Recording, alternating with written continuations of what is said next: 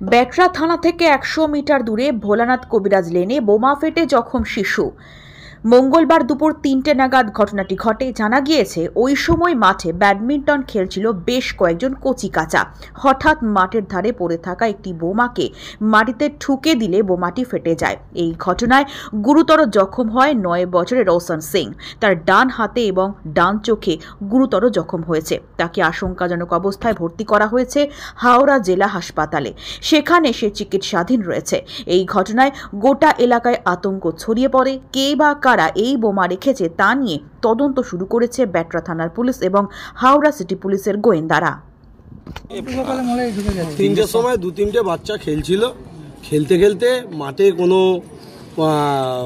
বাজির কিছু পড়েছিল, বাচ্চা ছেলে। বাজি না বোম এখন সেটা বলা যাচ্ছে না, বাজি না বোম, কেন পুলিশের এতে আছে, পুলিশ তদন্ত করছে, আমরাও দেখছি, সিসিটিভি আছে। এবার সেইখান থেকে একটা আগুন ধরাতে একটা আওয়াজ হয়েছে বিকট। তারপর তার হাতে এবং চোখে চোট লেগেছে। সে হাওড়া হাসপাতালে এখন নিয়ে যাওয়া হয়েছে। এই অবধি। তখন কি মাঠে কেউ ছিল না? মাঠে কেউ ছিল না। আওয়াজটা পেতেই সবাই বেরিয়ে। আপনারা জানলেন কি করে? আওয়াজ পেতে তারপর খবরাখবর হতে আমরা জানতে পেরেছি। এখন বাচ্চাটার কি অবস্থা? বাচ্চাটার অবস্থা এখন হাওড়া এমার্জেন্সিতে গেছে, মনে হয় ভর্তি নেবে, তারপর জেনে বাকিটা বলতে পারবে। সেটা তো এখন বলা যাচ্ছে না। আমরা তদন্ত করছি, কি বেরিয়ে আসে সেটা বলবো। মনে হচ্ছে একটা পটকাই আছে। না, বোমা থাকলে তো রেমনেন্টস থাকতো। আমরা কোনো রেমনেন্টস পাচ্ছি না এখানে।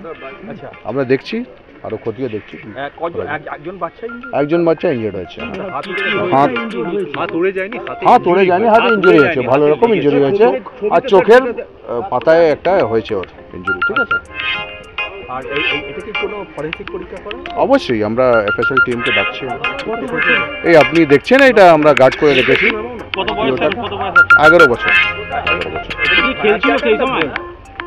সেটা অ্যাপারেন্টলি আমাদের বোম মনে হচ্ছে না। সেটা কি ধরনের কি আছে সেটা আমরা খতিয়ে দেখছি। ঠিক আছে, এক সেকেন্ড।